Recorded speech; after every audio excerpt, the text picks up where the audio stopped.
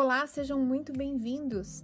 Esse é o podcast Aprender e Ensinar. Essa é uma série especial de podcasts do portal Fiz em Ortopedia, no qual eu, Ana Maria Siriani, vou ser sua host e vou falar a respeito de assuntos que estão relacionados ao processo de ensino-aprendizagem.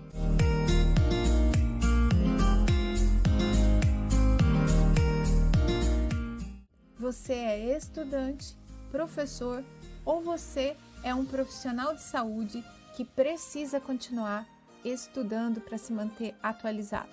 Pega aí uma cadeira, senta e vamos aproveitar juntos. Ou se você preferir, faz isso correndo, mas não deixa de escutar.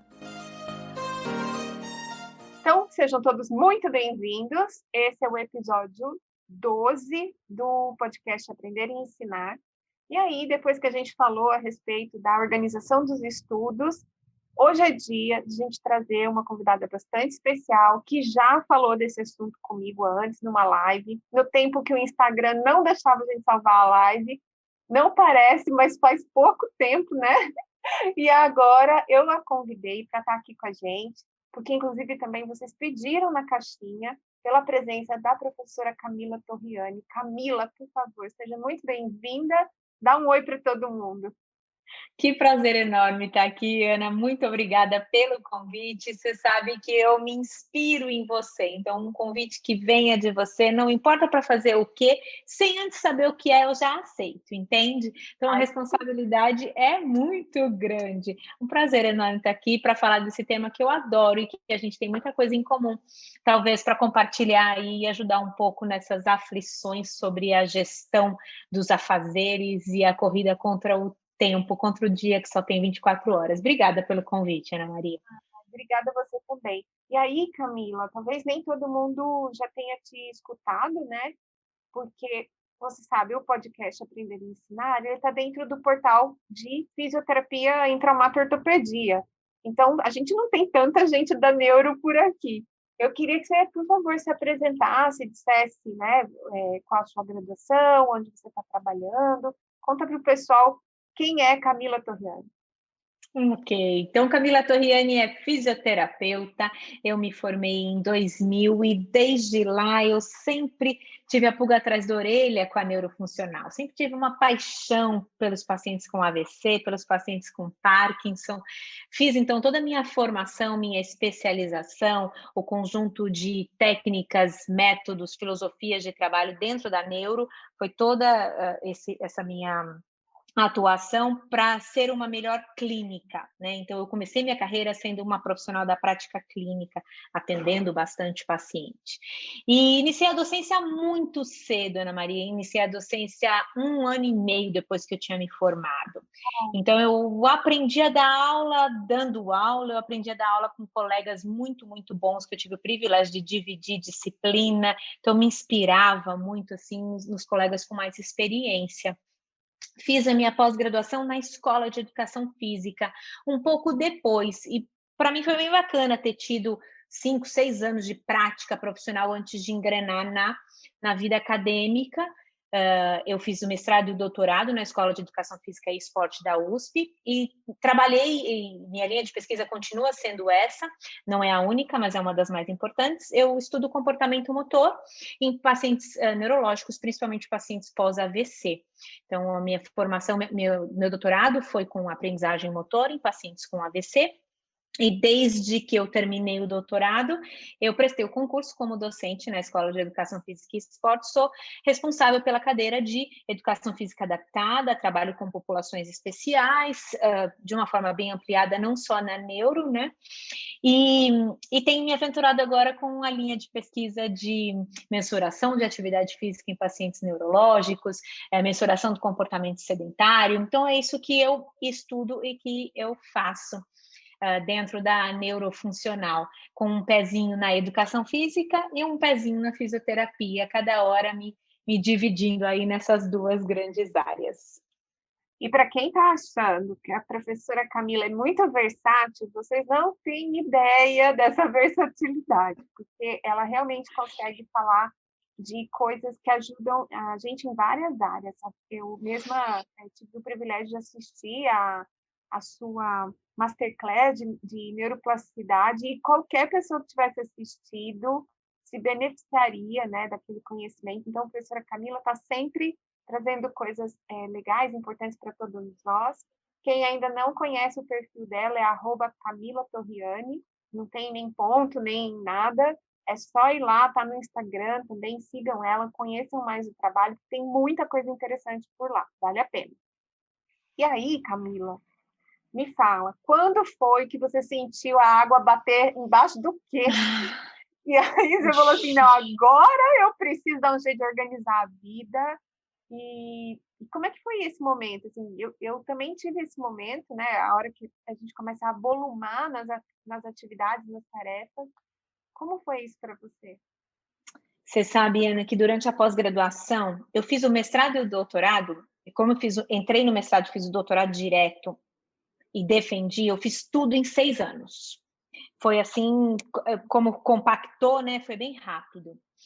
E durante esse período da pós-graduação, eu devo ter, sem brincadeira, engordado e emagrecido uns 10 quilos umas 4 vezes.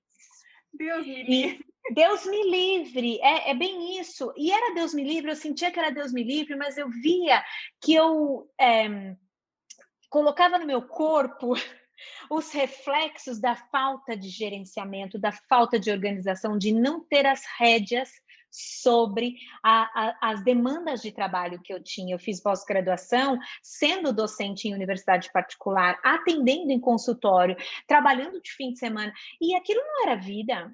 E aquilo não era vida, eu nem sei, eu falo para o meu marido, eu nem sei como eu estou casada até hoje, como ele conseguiu vencer essa etapa. Então, e não foi na pós-graduação que me deu o clique, não foi, eu sofri, foi sofrido nesse aspecto, eu conquistei muitas coisas boas, mas foi muito sofrido, e eu só fui perceber que as minhas tarefas nunca iam acabar, que a minha lista de tarefas, eu nunca ia estar com ela zerada, e que eu teria que viver mais tranquila com relação a isso e aprender a gerenciar, depois que eu entrei na USP como docente, e daí que eu achei que a minha vida tinha uma inocência, claro, por trás, né? Mas eu já estava tão cansada da pós-graduação, eu falei, será que minha vida não... Enganada, é isso, eu fui enganada. Agora acalmei, agora eu vou ter horário, agora minha vida vai... Não, aí minha vida virou uma avalanche, porque eu tinha uma cobrança absurda e eu não dava conta das atividades, eu estava sempre aquém, eu sempre me sentia assim, nossa, eu acho que eu preferia quando eu era professora da particular, que eu era a melhor dos piores, do que agora. Agora eu sou a pior dos melhores, é horrível a sensação de ser a pior. E eu me senti assim quando eu entrei lá, sabe? Eu falei, nossa, como que eu vou fazer para crescer? E é uma autocobrança também, né, Camila? Autocobrança. Eu lembro que na semana que eu cheguei para ser docente aqui na Faculdade de Medicina, que é USP também, né, para quem não sabe, a gente tinha uma palestra, eu cheguei junto com a turma nova daquele ano do vestibular, e aí eles tinham uma palestra em que o diretor recebia as famílias, os alunos, e aí ele começa assim, né, um slidezão, a unidade que mais produz na USP, os docentes mais isso, os docentes mais aquilo, e o nosso curso foi criado dentro de uma escola muito tradicional, e saiu, inclusive, um jornalzinho onde escreviam que tinham contratado professores de segunda qualidade, né, porque não eram médicos. Então, aquilo tudo foi somando na minha vida e me dando uma agonia enorme, do tipo assim, tenho que ser do primeiro escalão. É isso que você falou, né? Você é a melhor nos melhores. E aí, a gente pega um monte de serviço, né? Exato, eu assumi muita coisa que eu não dava conta, eu tinha uma cobrança e por mais que eu fizesse, mais eu tinha a fazer. E aí um belo dia, eu jogo tênis, né? E o clique me deu nesse dia. Eu sempre marcava de jogar tênis com uma amiga específica, a gente ia lá e jogava. E aí eu comecei, hoje eu não posso, tudo por WhatsApp, hoje eu não posso. Aí ela virou para mim, Camila, eu vou mandar um áudio, tá bom? É o seguinte, você sempre vai ter muito trabalho, você nunca vai acabar a sua lista. Quando você vai colocar na sua lista o nosso jogo de tênis? Nossa. Chinelada, hein? Aí foi uma chinelada, uma pessoa de fora que nem entendia direito assim o que eu estava fazendo da minha profissão, do meu trabalho. Eu falei, caramba, mas eu devia colocar Caramba, eu deveria colocar isso na minha lista de tarefas. Verdade, Manu. Aí ela falou, olha, eu não sei se você quer, mas eu tenho uns livros aqui que podem abrir sua mente. Porque essa história de que a sua lista é infindável, mas você não gerencia essa sua lista, não vai te ajudar em nada. E aí ela comentou sobre o livro Produtividade para Quem Quer Ter Tempo, do Jerônimo Temel. E aí eu estava num aeroporto, no final de semana seguinte, fui dar aula no fim de semana, e eu vi, caramba, é esse o livro, comprei. Eu li no avião o livro. Olha que E beleza. quando foi uma coisa assim, foi uma paixão ler aquele livro, foi um livro papum que veio para me dar realmente um chacoalha do tipo, ou você muda sua forma de gerenciar a sua vida, ou você vai ficar doente, você vai de novo engordar, emagrecer 10 quilos nos próximos 10 anos, mais 5 vezes.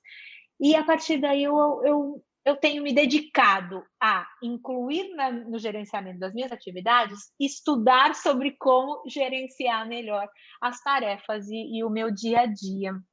Excelente. E nesse ponto, eu quero pedir para todo mundo, né? Se você se sente nessa situação, se você já viveu esse momento, que você falou assim, não, agora eu tenho que dar um jeito na minha vida para me organizar. Se você conhece alguém que está muito bagunçado e que está precisando se organizar, esse podcast é de 2 professoras, a gente vai falar de organização de agenda, inclusive para caber os estudos, essa é a nossa meta hoje, mas ele serve para todo mundo que está precisando pelo menos de um start, de algo assim, que seja ouvir alguém dizendo da importância de fazer uma boa gestão de tempo, não só para produtividade, mas para bem-estar, para saúde, para manter o equilíbrio das relações pessoais, porque tudo isso conta como parte da nossa vida. Então, gerir tempo não é só ter mais tempo para trabalhar e estudar, é também encontrar tempo para se cuidar, cuidar da saúde, ter mais equilíbrios nas relações. Então, manda esse podcast, divide depois, faz print, marca eu e a Camila, marca o Fiz em Ortopedia e deixa o seu comentário depois lá na arte que vai ficar disponível no @Fiz em Ortopedia. E aí, Camila, aí você leu o livro, falou, agora eu vou organizar o negócio. Como é que foi? Agora, esse livro é um livro que ele tem atividades, tarefas, né? Ele vai te guiando para você realmente refletir sobre o que você está lendo. Não é uma leitura que você faz, papapá, e li. Não, você precisa de um tempo para ir refletindo, escrevendo e fazendo os exercícios. Então, depois que eu li ele num papum no avião, eu voltei, sentei e fiz os exercícios. Baixei, inclusive, no site do Produtividade. Precisava procurar aqui. Método de. A gente coloca, método de produtividade inteligente. O Jerônimo Temel tem um site e ele disponibiliza os PDFs das artes que te ajudam a estruturar o seu dia a dia. Então, ele dá toda uma diretriz que é onde você se imagina primeiro de forma ampliada, no próximo ano, nos próximos 5 e nos próximos 10. Então, pela primeira vez, por incrível que pareça, eu já estava num ponto de desenvolvimento da carreira, eu já tinha 10 anos de formada, Ana Maria. Eu já tinha terminado a pós-graduação e sentado para, de fato, me olhar numa linha do tempo e planejar, eu nunca tinha feito isso. Eu tinha ideias, 1000 ideias, eu sempre falei sim para tudo, então eu sempre fiz um monte de coisa ao mesmo tempo. Por sorte, várias delas eu fiz bem, mas eu pequei demais com as minhas relações pessoais, com a minha saúde, com a minha família. Então, e hoje em dia, se eu pudesse voltar atrás, eu voltaria, porque eles não mereceram passar por tanta ausência da minha presença na família como eu fiz, né? Então, eu mudaria, eu teria isso de uma forma mais equilibrada. Então, foi a primeira vez que eu estruturei 1, 5 e 10 anos na minha vida, numa grade. Foi a primeira vez que eu estabeleci metas para serem atingidas e que eu sentei para estruturar um plano de ação para atingir aquelas metas. Então, o que é que eu tenho que fazer nesse ano? Tá, e agora em quanto tempo eu vou fazer? Então, isso aqui vai demorar uns 2 meses, isso aqui vai demorar uns 6 meses, isso aqui vai demorar o ano inteiro.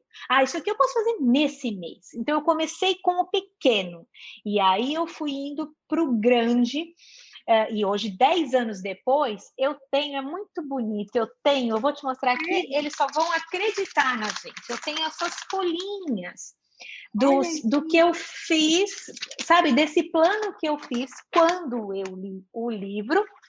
E eu tenho a data aqui, ó. A data que eu tenho que revisar isso é dia 12/3/2023. Olha que legal. Para ver se tá chegando 2023. É uma folha de caderno É universitário. uma folha de caderno com uma letra horrorosa. Legal.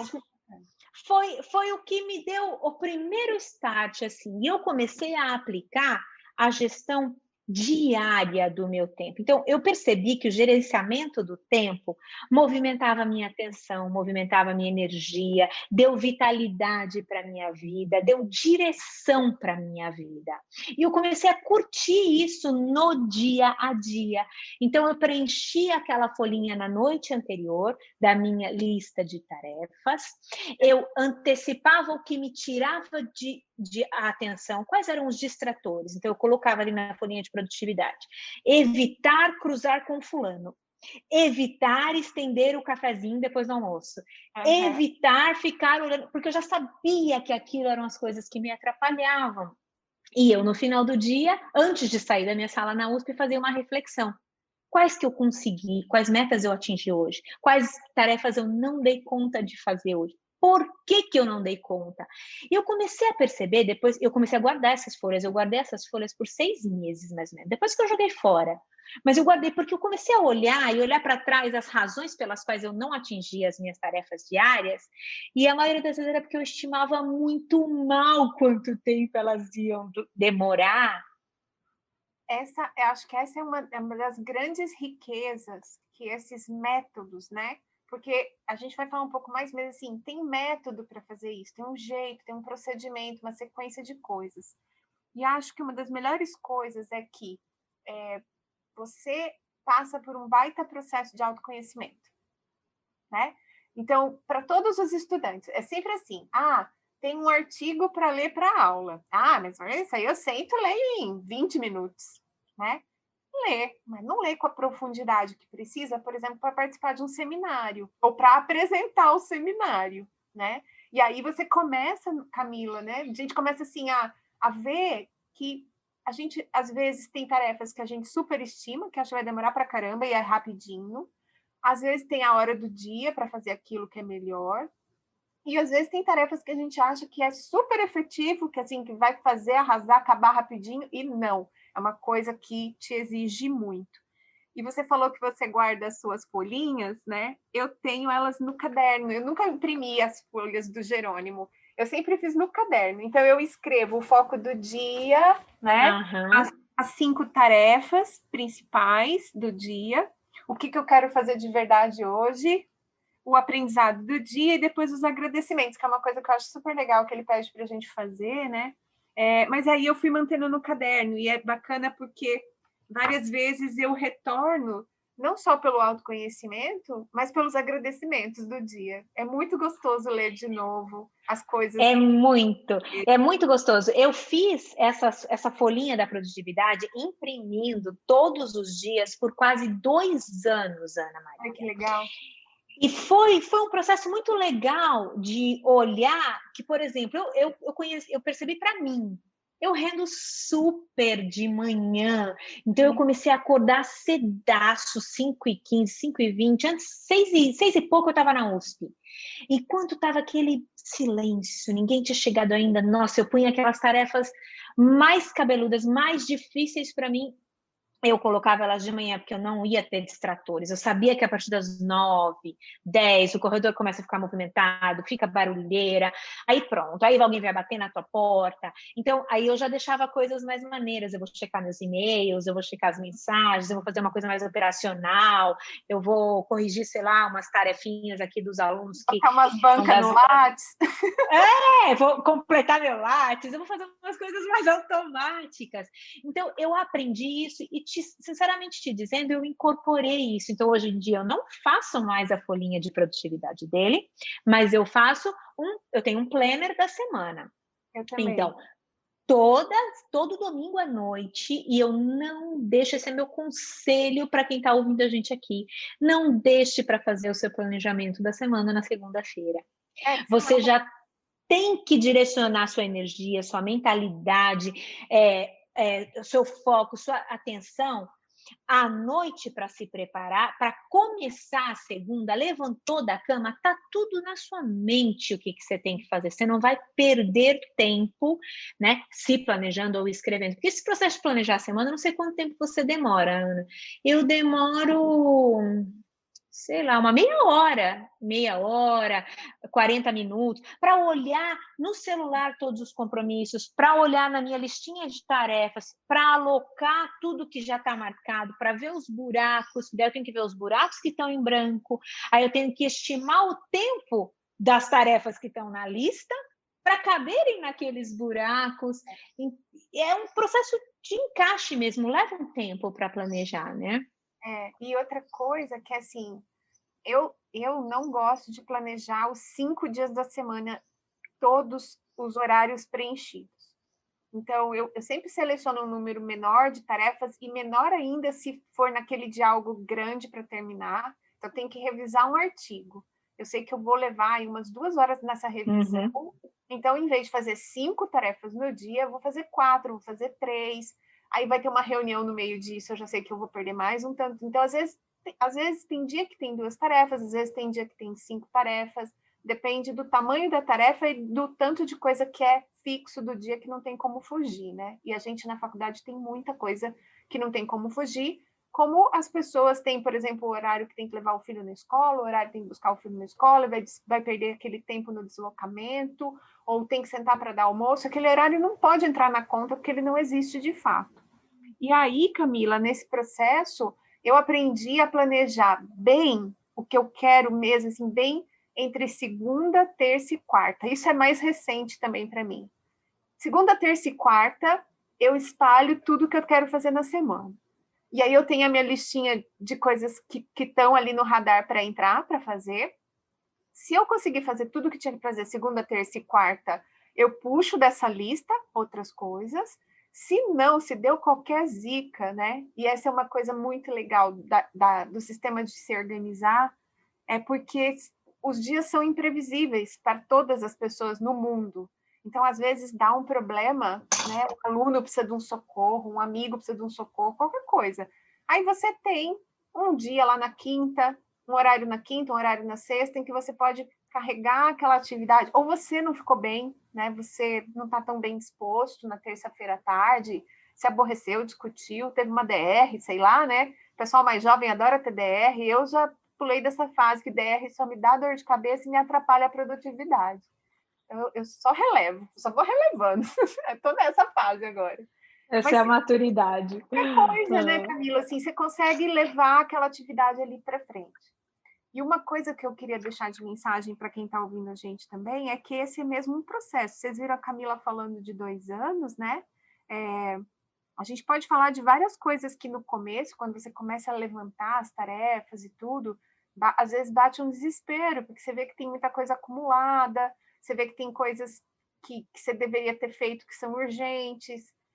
Então, uma coisa que o Jerônimo sempre fala, que eu adoro, é primeiro piora, depois melhora. E é muito isso. É muito isso. No começo do processo piora a coisa da gestão, de saber o que você tem para fazer, o quanto você tem para fazer, quanto tempo você demora. Você fala assim, gente, eu nunca vou dar conta, você fica desesperado. Mas depois você vai se organizando aos pouquinhos, vai vendo e aí vai também sobrando mais energia, né, Camila? Sem dúvida. Uma coisa que também mudou muito e que no começo eu errava demais, e essa é uma outra dica, é que eu tenho que incluir nesse planejamento da semana tudo, simplesmente tudo. Então, essa coisa eu quero fazer as unhas uma vez por semana. Pô, demora 1h30 para eu fazer minha unha eu mesma. E vai ter que estar lá, porque 1h30 eu vou ter que dedicar essa 1h30 de qual dia? Os dias que eu tenho que levar o Arthur na escola ou buscá-lo na escola.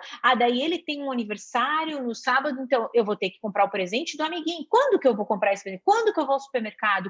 Essas coisas começaram a entrar no planejamento da minha semana. Ana, chegou uma hora que eu estava tão quadrada assim, que meu marido zoava comigo. Ele falava, você pode colocar aí no seu planner um horáriozinho para a gente poder ter uma conversa?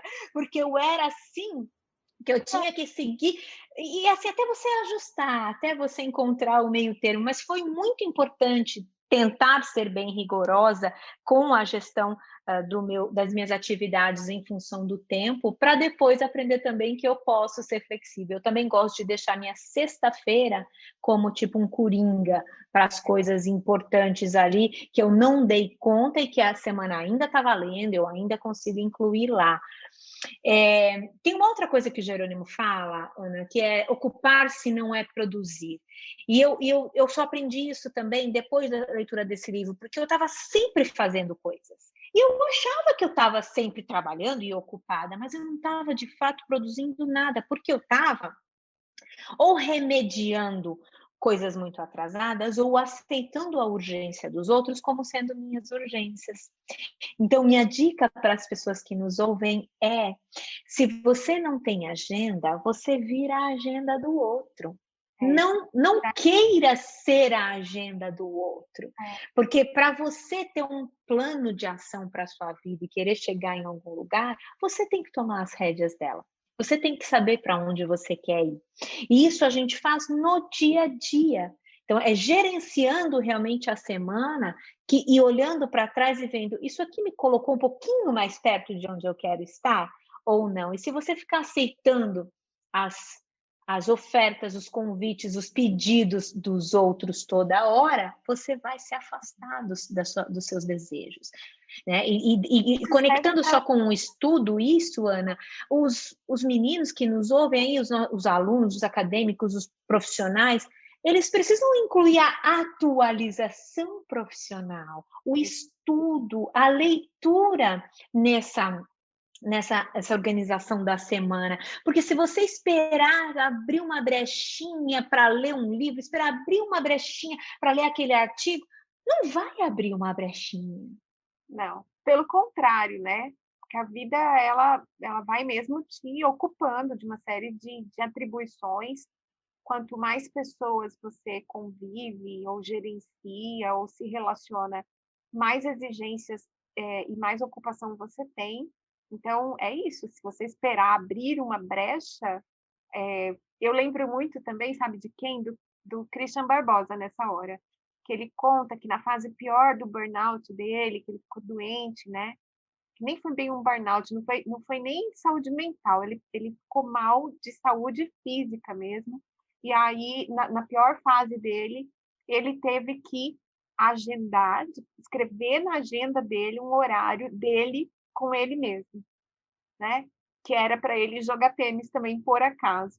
Então, assim, isso é uma realidade, gente, na sua vida, na vida de pessoas bem-sucedidas, mas também e principalmente na vida de pessoas que não são bem-sucedidas, porque a gente se ocupa, mas não está criando coisas para as quais a gente vê importância, significado, que vão melhorar a nossa qualidade de vida, que vão melhorar a nossa educação, né, que vão botar a gente à frente no mercado de trabalho.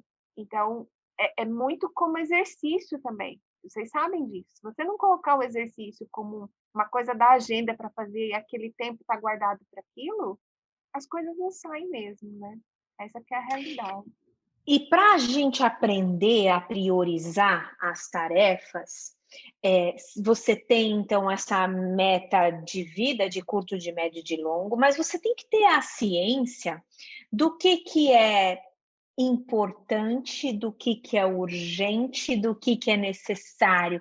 E essa importância versus a urgência te ajuda a definir se uma tarefa ela é importante, mas ela não é urgente, você pode planejá-la para a semana que vem. Você pode alocar um espaço para ela. Se ela é importante, ela é urgente, ela tem que entrar no hoje, ela tem que entrar no agora, no máximo no amanhã. Se ela é importante, mas ela não é urgente, se ela não é importante e não é urgente, desculpa, gente, não faz, não perde tempo. Agora eu vou arrumar as minhas fotos no Google Fotos. Agora eu vou renomear os arquivos arquivos dos meus artigos para eles ficarem padronizados. A gente fica procurando coisas para o quê? Ocupar-se, mas que não vão te levar a produzir nada. Reflita sobre isso. E mesmo o tempo que a gente perde, sinceramente, eu não perco mais hoje em dia, mas já perdi muito tempo com televisão, né, com Netflix, eu já perdi muito tempo. E hoje meu tempo é muito precioso. Desculpa, não vou me atualizar com as notícias por outras vias, eu não vou sentar em frente à TV, a gente nem liga a televisão aqui na minha casa. A minha vizinha passou hoje aqui em casa e falou assim, a sua TV é claro? Eu falei, ai, a minha tá tão ruim, isso aqui, a sua tá ruim também? Eu falei assim, não sei. Não sei, porque, por exemplo, se eu for usar o Netflix, eu muito provavelmente vou pegar um documentário, um filme, algo que tenha a ver com algo que eu estou estudando, eu vou aproveitar esse tempo indiretamente para completar os meus estudos. Eu já falei várias vezes disso nos episódios de estudar, né?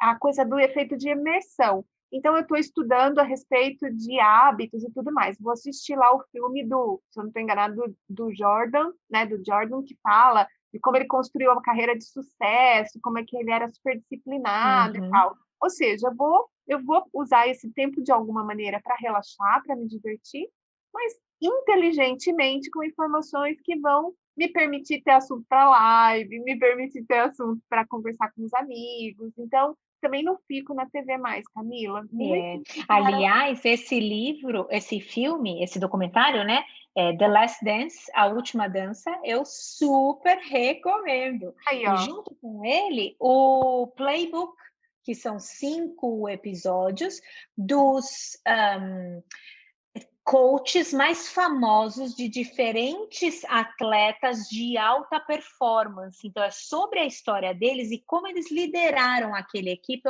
aquele atleta.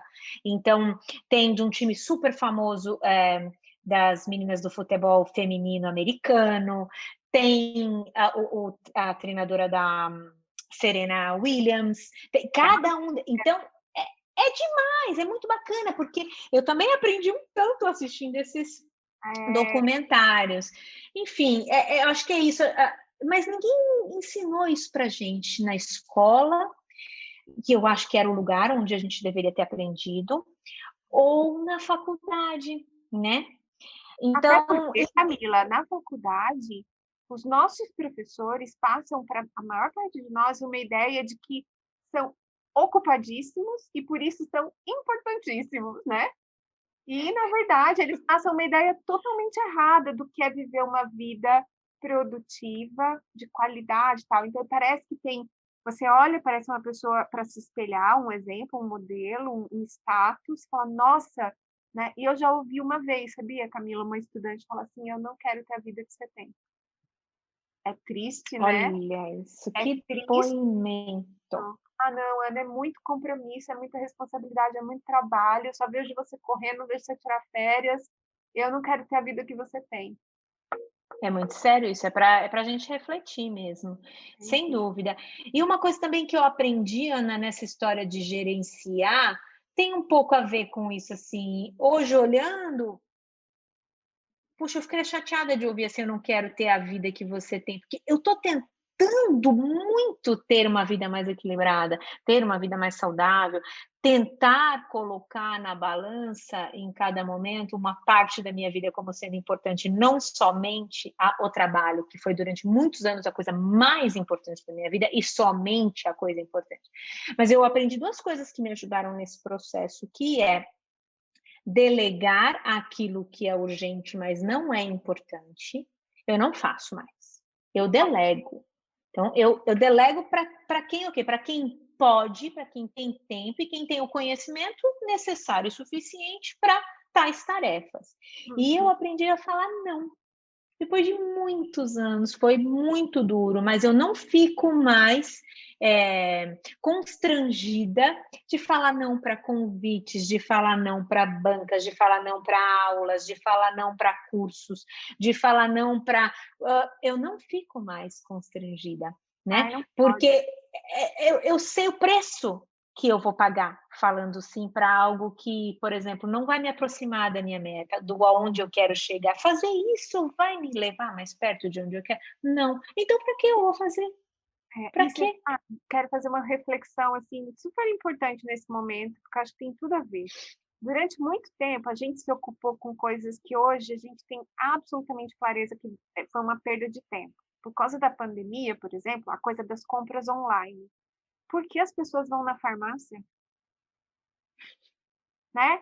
Ir na É. farmácia pode ser inclusive urgente, mas é realmente necessário sair de casa para ir na farmácia. Você não pode entrar no site, comprar e o moço vir de motoquinha na porta da sua casa te entregar, né? E fazer compras. Eu descobri, por exemplo, que quando eu compro no varejão do Pão de Açúcar, eu normalmente fico insatisfeita com o tempo de duração dos alimentos. Eu acho que estraga fácil. Quando eu compro do online, eles me mandam os melhores produtos. Sempre dura mais. Eu não tenho que ir, eu só olho lá o quanto que eu quero, coloco, isso que eu quero atrás na porta da minha casa. Eu nunca pego a agendada, porque estou em casa mesmo, então não pago o frete e vem um produto de qualidade melhor. Por que que ir no mercado era tão importante, né? Hoje em dia eu vou para passear, para sair de casa, para furar com o distanciamento social, eu vou no mercado. Mas assim, várias coisas a gente aprendeu que não precisa sair de casa. São coisas que você faz muito mais rápido na internet ou que você pode pedir para alguém te ajudar, né? Uhum. Essa é uma coisa legal e que a gente só descobriu estando em casa, né, Camila? Estando em casa. Exato. A pandemia também me ensinou coisas sobre a gestão do meu tempo e das atividades, porque eu descobri, eu sempre me exercitei no final do dia, sempre. Eu sempre fui muito ativa desde que eu comecei a organizar minha vida e incluir o tênis na minha vida, e comecei a jogar tênis com frequência, e comecei a me lesionar porque eu só jogava tênis, eu percebi que eu tinha que fazer musculação, então não teve jeito, eu tive que encaixar no meu planejamento da semana, 2 vezes de musculação, 3 vezes de tênis, para ser feliz, assim. E eu já faço isso tem alguns anos, assim, com certa regularidade. E aí eu descobri com a pandemia que eu rendo tanto se a minha atividade física for de manhã, e eu não sabia isso, porque eu nunca tinha experimentado. De manhã, para mim, significava o momento do trabalho, né? E agora, com a pandemia, é maluco, porque eu acordo super cedo, mesmo estando em casa, eu acordo 5h30, por aí, ainda mais que agora eu tô com um cachorrinho novo que chora logo cedo. Tadinha. Aí eu trabalho um bom assim, até umas 8h30. Uhum. E aí eu faço depois umas tarefas mais operacionais e 10 horas eu me exercito. Das 10 às 11h30. Todo dia. Olha que louco, que é no meio da manhã, Exato. mas eu já termino ali, eu já tenho engatada outras coisas. Ou eu vou preparar o almoço, ou eu vou fazer outras atividades, mas aquilo me dá uma energia para o resto do dia. E estar em casa na pandemia me permitiu ver que eu perdia tempo com um monte de reuniões que não precisavam acontecer, que eu Exato. perdia tempo com coisas presenciais que podem ser resolvidas online. Então, estar em casa fez a gente ganhar tempo e ganhar produtividade. Você tem essa sensação também? Eu tenho, mas eu sei que muita gente se atrapalhou muito, porque tem criança pequena estudando, e aí teve que dar uma ajuda e tal, mas para mim, eu falo para todo mundo, gente, olha, a hora que voltar a coisa para o presencial, real, total, oficial, eu vou sofrer, Sofrer. Uhum. porque a gente sofre para adaptar aí um mês, 3 meses, mas hoje eu estou absolutamente adaptada a trabalhar em casa. Eu não consigo conceber a vida perdendo tempo em deslocamento para lá e para Em cá, deslocamento. né? É. E mesmo o curso, sabe, Camila? Pensa quanto custa para me levar para Manaus, É claro. saindo de É Ribeirão claro. Preto, entendeu? Para passar um final Uhum. de semana correndo. Aí você está lá presencialmente, as pessoas acabam o curso, elas querem te levar para jantar, para conversar. Uhum. Aí você não deita para dormir antes das 10 da noite. Quando é segunda-feira, você está lá às 8 da manhã na USP de novo. Então, Uhum. as coisas assim, hoje, eu tô como você, eu teria que pensar muito para dizer sim, porque eu acho que perfeitamente você consegue ter um curso excelente comigo, a experiência de conversar, de me ver, da gente parar pelo Zoom. Não preciso de verdade viajar esse tanto, nem você precisa gastar desse tanto. para passar. É. Agora, muita gente no início ficou mais assim atribulado, né? Foi muito duro para a gente. A gente tem criança pequena e eu estava no período morando nos Estados Unidos, então meu filho foi alfabetizado lá. Eu tinha que dedicar nesse meu planejamento da semana, sem brincadeira, de 3 a 4 horas, quase um período inteiro, quase todos os dias, para fazer homeschooling, para poder ajudá-lo nas tarefas, para poder ajudá-lo com o inglês. Num dado momento, estava ele me ajudando com o inglês, né? Porque ficou mais proficiente do que a gente. Mas foi duro, mas ter o hábito do planejamento não me pegou desprevenida, não me pegou de calças curtas. Foi difícil, mas eu sabia o que eu tinha que fazer para gerenciar. Eu queria falar uma coisa, Ana, que é uma dica de leitura, que tem a ver com esse negócio de perder tempo, que é o livro Administração da Vida Científica, do professor Gilson Volpato. A gente não pode assim deixar de mencionar esse grande professor e que deixou um legado e tem um legado super bonito de livros, e esse é um dos livros que eu gosto muito. Em um dos capítulos ele coloca assim, aonde a gente desperdiça tempo? Né? Aí ele coloca, você desperdiça tempo procurando coisas que estão perdidas, você desperdiça tempo redigindo e lendo documentos que não são importantes, enviando informações detalhadas demais num e-mail, discutindo com pessoas intransigentes, conversando com gente enrolada que demora para se fazer entender, atendendo pessoas em horários errados, quando você não tem o tempo dedicado especificamente para atender os teus alunos, os teus clientes, os teus pacientes, lendo documentos equivocados, lendo artigos de baixa qualidade. Olha isso, ele não perca tempo com isso. Discutindo questões que você não tem autonomia para tomar decisão. Para que você vai perder tempo com isso? Ampliando o horário do cafezinho, lendo e-mails muito compridos, lendo spam, alertando para detalhes irrelevantes, esticando reuniões que podem ser mais curtas, viajando excessivamente ou ficando muito tempo no trânsito para chegar ao seu trabalho, sendo interrompido no meio das suas atividades e esperando pessoas que estão atrasadas para reuniões. Ele ainda faz uma série de outras, assumindo compromissos por não saber dizer não. Olha isso, por falta de não é? Falta de objetividade, falta de organização, não tendo backup dos seus materiais.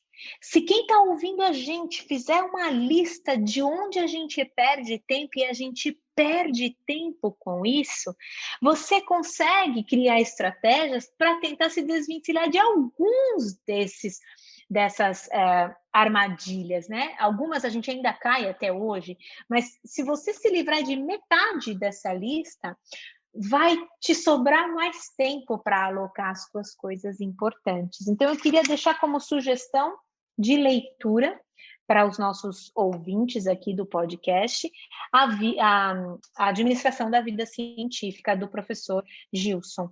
E o documento do Jerônimo Temel, que a gente mencionou, que nós duas usamos, a folha de produtividade, ela está no Produtividade A, que é o site dele.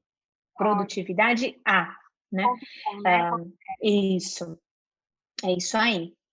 Ótimo, excelente. Assim, gente, vocês já começam a fazer algumas coisas.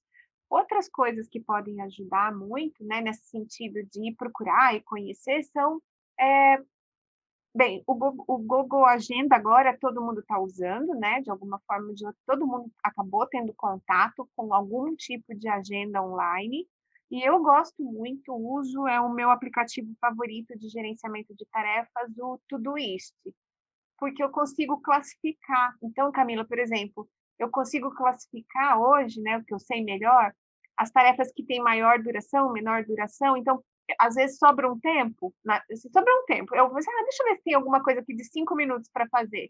Aí eu vou lá na etiqueta de 5 minutos, olho, vejo o que eu posso despachar rapidinho. E isso me ajudou muito. E outra coisa que me ajuda muito, tudo isso, é que ele tem a coisa das cores de prioridade, né? Então, a gente falou de priorizar, e aí tem várias sugestões. O Christian Barbosa diz o seguinte: você não consegue produzir se você tiver com uma urgência no seu pé. Então, você não vai sentar e escrever um artigo se você tem que pagar um boleto que está vencendo ou que venceu ontem. Você vai ter que sair de casa, vai ter que ir a algum lugar para pagar esse raio desse boleto, porque não vai receber no banco, online mais. Então, não adianta você ir escrever um artigo e largar esse negócio para trás. Então, ele fala, primeiro, limpem as urgências urgentíssimas, mas tem que ser urgência real. Não é essa coisa, a minha amiga pediu, por favor, para eu ir com ela, não sei aonde. Isso não é urgência, né? Se ela tem 2 pernas, 2 braços e dirige, ou consegue chamar um Uber, ela consegue sem você. E aí, limpou as urgências, parte para aquilo que é algo importante, que vai te dar um resultado importante para você. E, por último, as coisas que são mais circunstanciais. Do tipo compra, uma coisa que você faz, mas qualquer pessoa poderia fazer no seu lugar. E uma coisa muito legal também que o Christian fala, eu acho que o Jerônimo também fala, que é a troca, né? Então, dentro de casa, se a sua mulher fala assim, já que você está voltando do trabalho, você pode passar não sei aonde, pegar não sei o quê? Posso, mas você vai ter que fazer não sei o quê para mim. Né? Você troca a tarefa. Eu posso, mas você vai chegando e vai deixando adiantado isso e isso que eu estou precisando. Então, troquem coisas também com as pessoas de dentro de casa, porque como a gente está convivendo muito com quem está dentro de casa, acho que essa é uma dica excelente. Você está na rua, facilita, faz parte, ajudar, né? Mas troca, pede para a pessoa fazer uma outra coisa. Então, hoje, você é que lê para o Gabriel para dormir, sei lá, qualquer coisa, né? Essa é uma outra legal. E aí, o Todoist, você pode carregar tudo que você tem que fazer lá e colocar as bolinhas de prioridade. Então, às vezes, mesmo na semana, quando eu tenho aqueles horários que vão caber outras coisas, eu olho lá coisas que eu posso adiantar. Então, eles são prioridade, porque logo em seguida é para a semana que vem, ou qualquer coisa assim. E eu adoro, Camila, não sei você. Não tem nada que me deixa mais feliz do que entregar as coisas antes do prazo. É uma sensação tão boa, é tão gostoso terminar antes do prazo, ver as pessoas se matando, né? Agora, com a progressão da carreira, eu não sei se eu vou passar por isso. Acho que não. Acho que não. Acho que a gente vai acabar enviando no final do prazo mesmo. Nós vamos enviar de Mas a sensação de alívio, de fazer um tique aqui no planner é deliciosa mesmo, né? É delicioso. É delicioso, às vezes, se adiantar uma coisa que estava para o dia seguinte. Você fala, deixa eu fazer já, porque eu estou com essa brechinha de tempo aqui. Nossa, já adiantei, né, o dia. Sabe, Ana, eu tenho uma outra dica, desculpa te interromper, mas ela também mudou muito a gestão do meu tempo, que foi entender que eu só consigo mudar a mim mesma. Então, eu só consigo implementar as mudanças relacionadas à gestão da minha vida. E eu parei de querer mudar o outro, de mudar os meus alunos, de querer ensinar os meus alunos como fazerem, de mudar o meu marido. Não. Eu comecei a tomar as rédeas da organização da minha vida e eu percebi que isso se refletiu no meu entorno. Os meus alunos hoje em dia, eles funcionam absolutamente de uma forma sincrônica, sinérgica com a minha forma de trabalhar. Ninguém escreve e-mail comprido, ninguém manda áudio em WhatsApp, a gente não se comunica mais por WhatsApp. A minha dica aqui para vocês, eu não sei, para mim mudou a gestão, foi conhecer o Slack, S-L-A-C-K, Slack, Ana Maria Siriani. Esse eu não conheço. Parei com grupos de WhatsApp, a gente não funciona mais nos grupos de WhatsApp, a gente funciona no Slack, o Slack tem canais, os canais, eu aprendi lá na USC, né, na Califórnia, quando eu estava lá no passado, então eu tenho vários grandes grupos, eu tenho um grupo de lá, do laboratório de lá, eu tenho o meu grupo do laboratório daqui, eu tenho algumas interações com outros professores, que a gente criou um canal específico. E dentro deste grande grupo, eu tenho os assuntos e as pessoas relacionadas ali dentro. Então, são redes de comunicação igual o WhatsApp, mas eles estão separados por grandes temas de onde essas pessoas são e o que eles estão fazendo, e eu coloco as pessoas que eu quero lá dentro. Eu tenho canais privados dentro e canais abertos. Então, eu tenho lá meu grupo GP Neuro. Aí, dentro do GP Neuro, a gente tem todos os projetos que a gente faz. E os alunos alocados dentro desses projetos. Então, quando eu quero me comunicar com o projeto Curso de Orientações AVC, eu entro lá e vai chegar essa mensagem para quem está envolvido com o curso de orientações AVC. Não vai chegar para todo mundo, não vai apitar no meu WhatsApp, não tem notificação. No WhatsApp, eu tenho mais essas coisas dos grupos de tênis, da família, agora ficou um pouquinho mais leve, não ficou aquela pressão, aquela coisa horrível do WhatsApp, mesmo porque eu não tenho notificação ligada nem no WhatsApp e nem no Slack. Mas aí eu abro o Slack quando eu quero no meu computador e vejo. E fecho. Então, eu posso passar o dia todo sem ver. Ninguém vai morrer, porque os projetos não são urgência urgentíssima. No dia seguinte, eu abro o Slack de novo, e aí eu posso olhar lá por canais. Então, para mim, funcionou muito. Eu consigo anexar arquivos, eu consigo conectar ele com o Dropbox, conectar com o Google Drive, conectar com o Zoom. Isso aí, tô gostando já. Tá? Você conecta com tudo que você usa, então tá lá dentro. Minha vida mudou com essa coisa de eliminar um pouco o WhatsApp. Eu peguei uma birra do WhatsApp, assim, com essa, porque é aquela urgência. A pessoa tem urgência da tua resposta, ela te manda um e-mail, ela te manda um áudio no WhatsApp e ela te manda uma mensagem. Gente, para! Entendeu? Para com isso, né? Não, isso não faz bem, né? Enfim. Dá uma sensação de que você está devendo alguma coisa, assim, e é super urgente, né? E às vezes não é mesmo. Mas você sabe que uma coisa que eu fiz assim, eu tomei para mim que eu não iria tirar a visualização de lido do WhatsApp. Porque eu acho que as pessoas precisam aprender a lidar com a realidade da vida, que é li e não quero te responder agora, né? Ninguém nunca morreu com isso antes, gente. Chegava telegrama em casa, você abria, lia, era urgente, porque telegrama só mandava quando era urgente. Chegava, li, mas não precisa sair correndo nesse minuto responder.